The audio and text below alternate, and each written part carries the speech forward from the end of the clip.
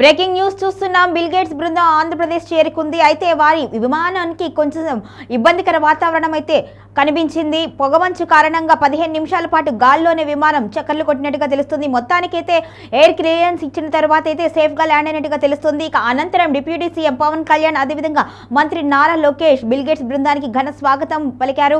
ఇక ఈ రోజు వారు ఉండవల్లిలోని వ్యవసాయ క్షేత్రంలో పర్యటించే అవకాశం ఉన్నట్టుగా తెలుస్తోంది. బిల్ గేట్స్ బృందానికి డిప్యూటీ సీఎం పవన్ కళ్యాణ్, మంత్రి నారా లోకేష్ ఘన స్వాగతం పలికారు.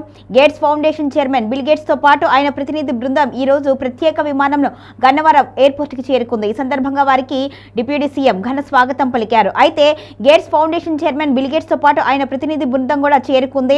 15 నిమిషాల పాటు పొగమంచు కారణంగా విమానం గాల్లోనే చక్కర్లు కొట్టింది. అనంతరం విమానానికి క్లియరెన్స్ ఇవ్వడంతో సేఫ్ గా ల్యాండ్ అయినట్టుగా తెలుస్తుంది. ఇక బిల్ గేట్స్ ప్రతినిధి బృందంతో పాటు స్వాగతం పలికిన మంత్రులు, అధికారుల బృందం వెలగపూడిలోని సచివాలయంలోని ఎయిర్పోర్ట్ నుంచి బయలుదేరారు. సచివాలయం వద్ద ముఖ్యమంత్రి చంద్రబాబు వీరికి ఘన స్వాగతం పలికారు. అనంతరం బిల్ గేట్స్ ప్రతినిధి బృందంతో వారంతా సమావేశం కానున్నారు.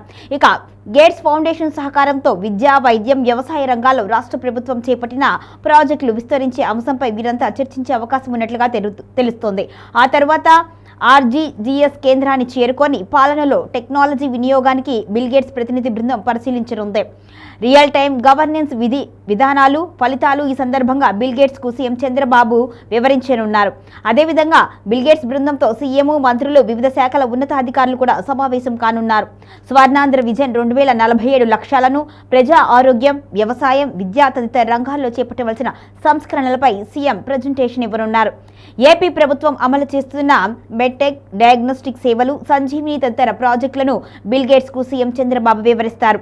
ఇక బిల్ గేట్స్ కు చెందిన గేట్స్ ఫౌండేషన్ సహకారంతో సంజీవని ప్రాజెక్ట్ ఇప్పుడు ప్రస్తుతం నడుస్తూనే ఉంది. ఉండవల్లి సమీపంలోని వ్యవసాయ క్షేత్రంలో బిల్ గేట్స్ బృందం పర్యటించనున్నారు.